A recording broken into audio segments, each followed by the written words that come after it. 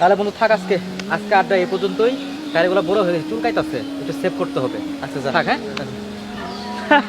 দেখ বন্ধু দেখ, কত বড় বড় দাঁড়িয়ালা জঙ্গল যাইতেছে, মনে হয় সেভ করার টাকা পাই না। চল ট্রাইকে একটু মজা লেগে। এদিকে এদিকে এদিকে আসো। এ ভাই এদিকে এদিকে এদিকে। কি ভাই কিছু বলবেন নাকি?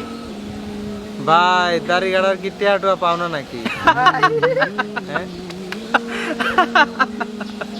আচ্ছা বন্ধু, হ্যাঁ। আচ্ছা তোদের একটা গল্প শোনাবাম, শুনবি? কি? শোন তাহলে।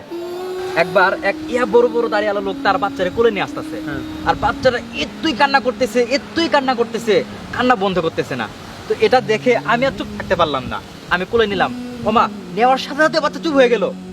এতে কি বুঝলাম জানিস? এতে বুঝলাম যে এই বাচ্চাটা বড় বড় দাড়ি থেকে ভয় পাইছে। বুঝছিস কিছু তুই?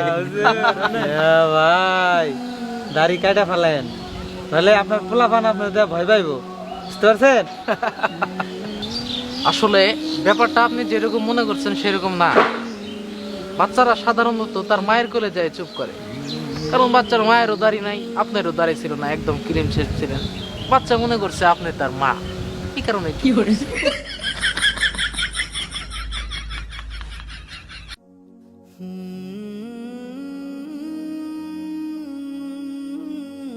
আমার কথা ঠিক হবে, তোর কথা ঠিক হবে না, দেখ। কি কয়? হুজুর আসসালামু আলাইকুম। ওয়ালাইকুম আসসালাম। বসেন। কি মনে করে হঠাৎ? হুজুর একটা কথা জিজ্ঞেস করলাম। আচ্ছা বলেন।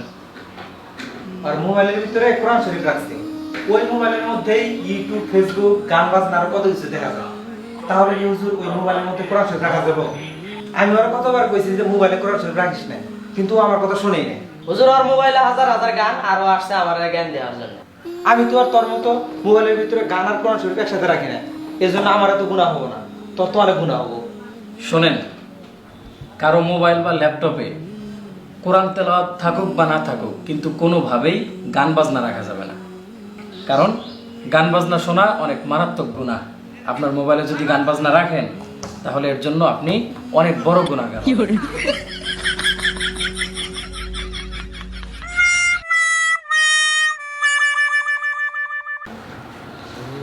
আমি যেটা কইছি ওটাই ঠিক।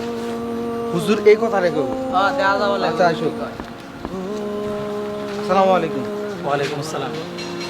আচ্ছা হুজুর, সব মুসলমানের কি দাড়ি রাখা লাগবো? কোরআন হাদিসের কোথাও কি এই কথা আছে? না, কোরআন হাদিসের কোথাও নাই। দেখছস, তারা কইলাম না হুজুর এই কথাই কইব। সব মুসলমানের জন্য দাড়ি রাখা ফরজ না, দাড়ি তো রাখবো খালি হুজুরের না, এই হুজুর রাখছে। আরে থামেন থামেন, আমার কথা তো এখনো শেষ করে নাই। হ্যাঁ, মুসলমানদের মধ্য থেকে যারা পুরুষ, তাদেরকে তো অবশ্যই দাড়ি রাখতে হবে, তাদের জন্য দাড়ি রাখা ওয়াজিব। কিন্তু যারা মহিলা, তাদেরকে দাড়ি রাখতে হবে না। এখন আপনি নিজেকে যদি পুরুষ মনে করেন, তাহলে আপনাকে অবশ্যই দাড়ি রাখতে হবে। আর যদি আপনি নিজেকে মহিলা মনে করেন, তাহলে আপনার দাড়ি রাখার দরকার নেই।